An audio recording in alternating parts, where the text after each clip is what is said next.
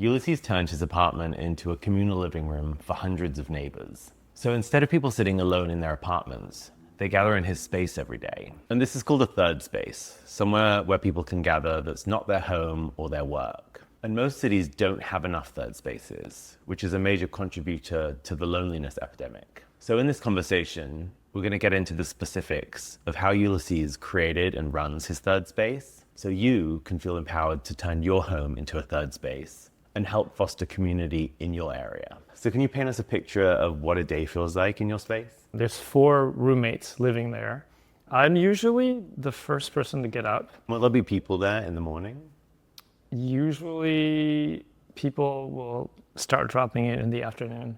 I think partly because they also know that the residents are usually not up that early. And how many people typically on a day? How many people come in our doors is also variable, but because we have official programming, and on those days there might be 20 people for a class or 50 people for a potluck. But day to day, if it's just coming in to hang out, I would say maybe about 15 to 20 people will drop in over the course of a day. And who's dropping in? Are you inviting them? Are you vetting people? So we live in a loft building that has 74 units, and then 13 of those units are our friends. And they have an invitation to just come in the door. They don't even have to knock or ring the doorbell. They can just come in, do a vibe check, see what's going on, and see if they want to stay or bring a book or bring their laptop and work there. And you asked about vetting. It's by word of mouth, and then people who are new to Fractal, everybody tells them, hey, if you want, there's this hangout spot. It's like Fractal's living room. And so Fractal is this decentralized community in Brooklyn. I guess you can think of it like a co-living community without one house. People have many houses all over the city, and what brings them together is your third space and event. Yeah, there's a Discord server also with probably close to 1,000 members on that server. But the actual people who live with their friends is probably around 60, I think, maybe a little more. The highest concentration would be in this building. It's a loft building, so there's many units. But then people have now branched out from there and started outposts. And typically they'll get for example, an entire Brooklyn townhouse, and then they can live with 5 or 6 people in that. And so it sounds like you've figured out the solution to how to live near a bunch of your friends. How was that possible? There was a algorithm that Priya and Andrew, the founders, applied, which I think is really genius. They basically just started renting out their spare bedroom, but they would only rent it out for a month maximum. So they would get people in and explore co-living, but also live in a Brooklyn neighborhood, live the loft experience. And a lot of people would just get hooked and really enjoy that. And then when they wanted to extend, Priya would say, why don't you just sign a lease in the building? And so they would find an apartment.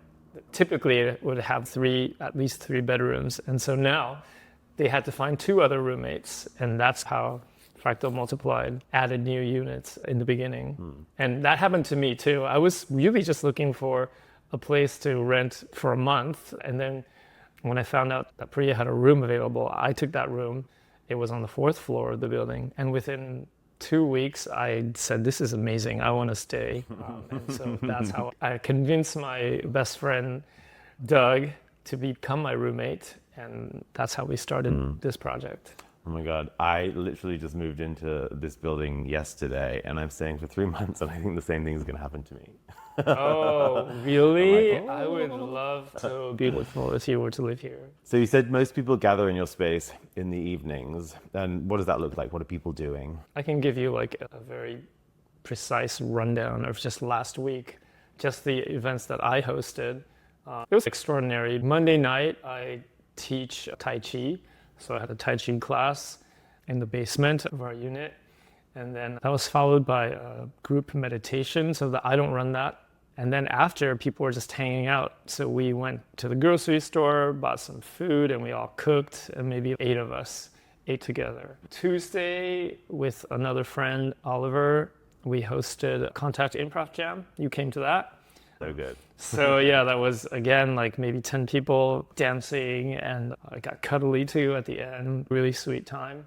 Wednesday night, I ran Hit Publish, which is like a writers group that I run. I get people to come together to co-write for 2 hours, and then at the end of 2 hours, we all hit publish on Substack, and then we read each other's essays and comment on them.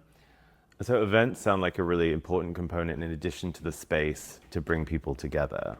Are there any other important ingredients to have a successful third space? This is like one of the mantras of our founder, Priya, who says the beginning of creating community is to host recurrent events. And the easiest one typically is a meal, like potluck. Because people need to eat, they need to eat every day. And so if you give them might as well a eat together. Right? Yes, you might as well eat together. Yeah. It's a very low pressure way to invite someone. And that's a really interesting point also, because like when you meet somebody, I'm always meeting people at the climbing gym, or I meet them at events. And it can be weird to be like, hey, do you want to come over to my place? Because it might be misinterpreted as, is that come on? Are you hitting on me? But if you say, I have a standing potluck and it's just a group of friends getting together every week, people feel very low pressure about that. And I think a lot of people, I think, will be intimidated by hosting a weekly lunch or a weekly event. Like, what are ways to make it easy and accessible? Yeah, potluck is a great way to do it. Oh, so you don't cook? Like Yes, you bring food. yeah. Oh, yes, of course. Yeah. Actually, sometimes potlucks are difficult in the sense that people might not have the time or bandwidth to cook. Maybe they're coming from work, and so you might need to supplement with takeout food. And for a long time, the fractal dinners were basically Priya would just order Thai food, Thai takeout. It was pretty cheap, and she would ask for $10 donation from each person who came. Another way how I personally like to do it is to just buy a lot of food and then get people to help me cook. So if you show up, I might give you 2 onions, a chopping board, and a knife, and ask you to chop some vegetables. It's really nice because you can just sit there and chat while you're helping to prepare the ingredients. And later, when you get to eat the dish that you made, you can actually point and say, oh, I chopped those onions, or I peeled these carrots. And so it's a very participatory, interactive way to be together. And So it gives people something to do, so it's not boring small talk the whole time. You can have an activity that makes it more fun. Yeah. One thing that worked really is what they call lightning talks. So everyone who wants to can stand up in front of the group and give a 5-minute presentation on anything that they're interested about. And I've heard amazing lightning talks about things from everything from meditation to someone's favorite birds or a startup that they're working on. It's really great to have a way to get to know everyone. I imagine a lot of people are watching this and going, oh my God, who am I going to invite if I start hosting something? Like maybe they don't have people that they really vibe with, or they only know a couple of people. What would be your advice to them? I've heard all sorts of cases. How I would do it personally is just you need to find a crew. So like somebody that you just really enjoy talking to and hanging out with, and let that be your like seed. If there's 2 of you inviting, it does already take a lot of pressure off you, and having somebody that's slightly different, they'll bring slightly different people in. And if it's like the core crew is 2 or 3 people, even if nobody else shows up, you already have these 2 or 3 people that you love to spend time with. And so building up from there, if you establish a great vibe when you hang out together, other people will come and see that and be like, oh, that was fun. I want to be a part of this. But I've also heard other stories, other cases of somebody who my friend Ian actually just wrote a letter, a handwritten letter, and I think he put it in an envelope with a gold sticker or something on it, and put it under the doors of all the neighbors, or maybe in the mailboxes, every single neighbor, and then said, let's do a rooftop party. Everyone bring something to eat and set a date. And not everybody came, but enough people came that they started to get to know each other. I thought about doing that because I think a big blocker to having community is you rarely see your friends because they're like 40 minutes away. But if you get to know your neighbors, it's so much easier to see them regularly because it's just a 5-minute walk. And those regular interactions lead to a lot more closeness, I find. How Fractal started, though, was more intentional than that. So it was the other model of, I want to get my friends to come live here and come visit. And it was a lot of people that knew each other through Twitter. And I think Priya made a kind of document, which was like not a kind of like a date me doc, but for a whole neighborhood. She's actually written one for where she's living now too, where they're living now, which is Greenpoint, and saying how wonderful that neighborhood is, where the butcher shops, the bakers, where you can hang out, the parks. So I want to focus back on like your specific third space rather than the broader Fractal community, because I think what I've been so inspired by visiting your apartment is it'd be so easy for anyone to turn their apartment into a communal third space. You just start inviting a few people and maybe have an open door policy at certain times of the day. But I've heard you say that you hosted a lot of events last week, and I imagine a lot of people would be intimidated by that. Maybe they think it was draining, maybe they're a bit of an introvert. How do you avoid getting burnt out? A very good strategy is to follow your passion, and so organize an event that you would be really happy to attend, your dream event. So if you're super introverted, maybe it's like a no talking event.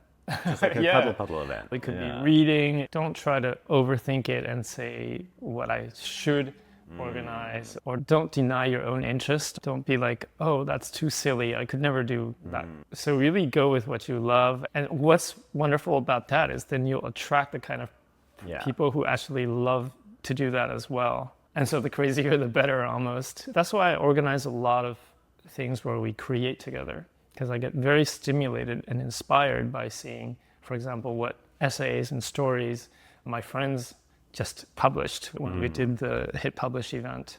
You've got this open door policy, so anyone can come in. I think in your doors always unlocked. Yeah, it is a kind of, we do have to be careful about that. So, for example, in our like online communications, we don't really publish our address, and you just have to know. Do people ever abuse it? If you're not comfortable with something that's going on, you should communicate. So one of the important rules of living in community is that don't let resentment build up. Don't let things fester. And that's actually one of the benefits to living in community, is the challenges of living in community force you to have to like talk and communicate your boundaries and your expectations. Our open door goes beyond just the door. People are tacitly welcome to help themselves to food in the fridge too, unless it's been explicitly labeled with one of the residents' names. This is my food, don't touch that. And sometimes people will come. There was one case where a friend was coming every day and just eating, but we hope and expect that if you're eating our food, you should also bring stuff to replenish. And so we've had to communicate to this person about that. And they took it quite well and gave us like a cash contribution and stuff like that. And I really enjoyed going there, and there's like maybe 3 people sitting on the couch, and everyone's very open to chatting. Do you get alone time? If someone was creating the space and they wanted to set those boundaries, I guess they could have certain times where it was closed and communicate that. Certainly. In the beginning, I was getting a little bit overwhelmed with people always being in the space, especially since my bedroom is on the first floor where all the desks are and people tend to congregate there for working. Priya even suggested, why don't you just say Mondays were closed, don't come on Mondays. And we were contemplating that, but we didn't even have to do that. And I think what changed over time is just my expectations. I realized what was really fatiguing for me was thinking I had to interact with everybody, thinking I had to have a deep conversation, thinking I had to be friendly. So now I'm just a little more real and genuine, and there are some people that I really vibe with, so I'll interact with them more. But there are some people that I don't naturally vibe with as well, so I'll just let my other roommates talk to them more and more. I just allowed people to see me as I am. So that could mean I'm getting out of the shower, I'm in the towel, I'm walking around half naked. This is my life.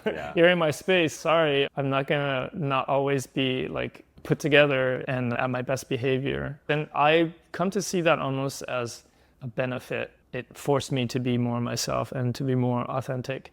And that's something now that I can carry into any social situation, just being comfortable. Because it was interesting why I was on such good behavior before is I thought if I'm too much myself, people won't like me. But the opposite is true, actually. You learn that Yeah, be yourself. You actually connect more easily to people. Maybe not everyone will like you, but the certain people that you're destined to be close to, they'll like you even more and they'll get to know you even faster. Wow. I found the same thing. So living communally, I have really learned to become my authentic self. And I actually love what you described as there are people in the communal space. You don't have to socialize or show up or host. You can just be around people's energy, which gives me energy. Here's why I love going to a space. Yeah, yeah. Over time, I found that it attracts a certain type of person. People who are comfortable with that, who are comfortable in their skin, who are interested in nurturing community. Oh, that's the other thing that I would mention also, and I already kind of alluded to it, but invite the people that give you energy. So you're not, some people like deplete energy. They're here to take, or they need to be entertained, or they need something from you. But other people are just naturally abundant and they share, they're enthusiastic, they help out. And so those people are very precious. And if you meet people like that, try to be friends with them, invite them into your space, propose, oh, we could collaborate on this, we could host this together. And having your third space gives you the opportunity to get so much closer to those people. I think you'll probably spend a lot more time with them if they can just drop in without having to schedule, oh, let's meet up next Thursday and I'll take a 45-minute train over here. You've taken away a lot of the friction. So have you actually found that your network of people you feel really connected to has significantly grown since starting this? Oh, yeah, without a doubt. And also, since I had the good fortune of this being the first place I ever lived in New York City. And so like being a total transplant, arriving in New York City and within weeks having a full friend group, basically. And it didn't stop there because what happened was I'm still very friendly with everyone I meet. But then what's been added to that is like new people coming in who are really aligned with everything I like to do. And my friend group has become filled with closer and closer friends as well. I feel like it enabled us to get close quite quickly. Like we've known each other for a week and I already feel like you're one of my favorite people in New York at the moment. Me too. And when you have a communal space like that, it's very easy to invite people because like it's very rare for somebody to have a communal space that they live in and also be at the nexus, be at the very center of a very rich social network. And so that instantly makes you an interesting person to know because I'm like, hey, actually I have all these excellent friends who I hang out with and that I've been like curating since I got to New York. It's been 2 years now. Would you be interested in meeting some of them? And everyone's like, yeah, why wouldn't I? Before you had this space, what did your friend group look like? It's a pretty huge contrast because before this I was living in Paris, in France, and I was living with a partner. So it's not that I didn't feel like lonely or anything, but I would say there was just much less collaboration with my friends. Like I had a friend group. I wouldn't call it a community. But here I truly have, I feel like a community where because we're hosting so many events and collaborating and creating new classes, some people like my 2 roommates who met through living together in this space are now like creating a software startup, an app to help people organize parties so that we can better manage our guest lists, for example. We started up an open mic that takes place every 2 weeks because our roommate Jackie built a stage in our basement. And Doug built a 3,000 LED light matrix that's audio reactive on the ceiling of our basement. So people come, we use that in rave parties, but also we have music listening parties where people will just lie down on mattresses and look at the ceiling while listening to music. Yeah, my goal is not to have more friends because I have limited time and attention. It's just to have deeper friendships. And part of how the space helped me is that it took me so little time to meet like these deep friends. And then the beauty of these friends really helping to expand my world. So let's get really practical. Like if someone wanted to start a third space, are there any rules that you have? Yeah, I think you need to think about how open you want the space to be. And you'd already mentioned maybe you can set up hours. Maybe you could say, I have a friend who has a standing meeting every Tuesday evening. He calls them office hours, JP's office hours. And he actually holds that in a bar.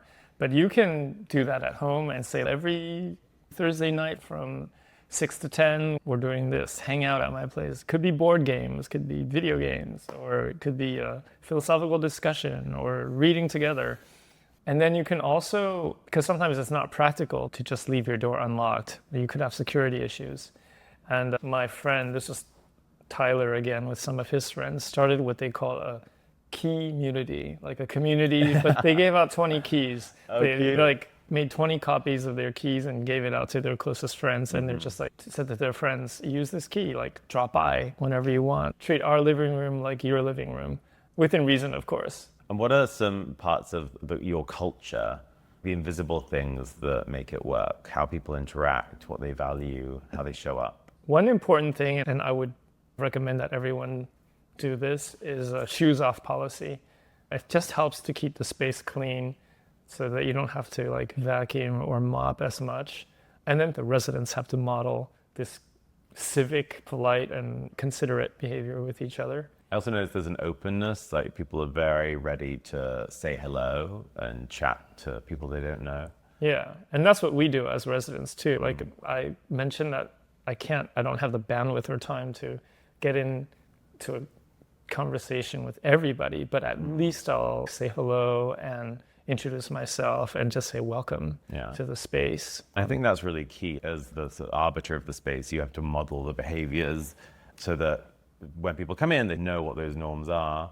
And also, I think if you're demonstrating those behaviors, it helps people sort of self-select. Oh, I identify with this community. This is how I want to show up. So I want to come back. And then you have lots of people modeling the behaviors. And so new people coming in, it reinforces it. Yeah, I remember it's almost like a comical scene, but I remember like we're having dinner with some friends of ours who don't live in community, very sweet people.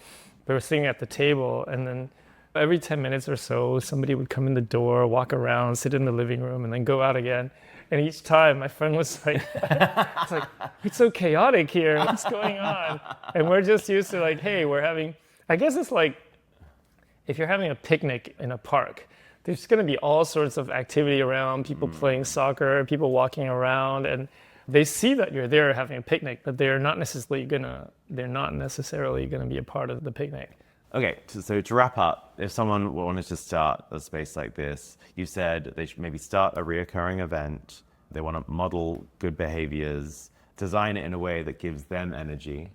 Are there any other key ingredients for someone to get started? I think just get started and iterate is a great one. If you spend too much time planning and thinking, you actually might be making all these assumptions that aren't true. And then the first time you actually start hosting something, then you learn so much about what works for you, what works for your friends or the people that you'd like to invite into your space. So start small. If you want to do the community thing, maybe just make 5 keys. You don't have to do 20. You can maybe just invite 5 people for dinner and start there. Find your most community-minded friends, people who are really into that. And they'll help it grow. That's the whole idea of community, is that you can achieve things that you can never do alone. Yeah. And find the people that are talented also and interested in building community, who are inspired by these ideas and these practices. And then there's a lot of also just information that Fractal is sharing, disseminating, and publishing, including like a whole course. We have a summer intensive course that Priya and Tyler are teaching, all about how to create your own co-living community. So if you want to be like guided and coached through that, they're doing that as a weekly, maybe 7-week course or something like that. Amazing. I'll link to those in the description. Yeah. Thank you so much. You inspire me. Oh, thank you.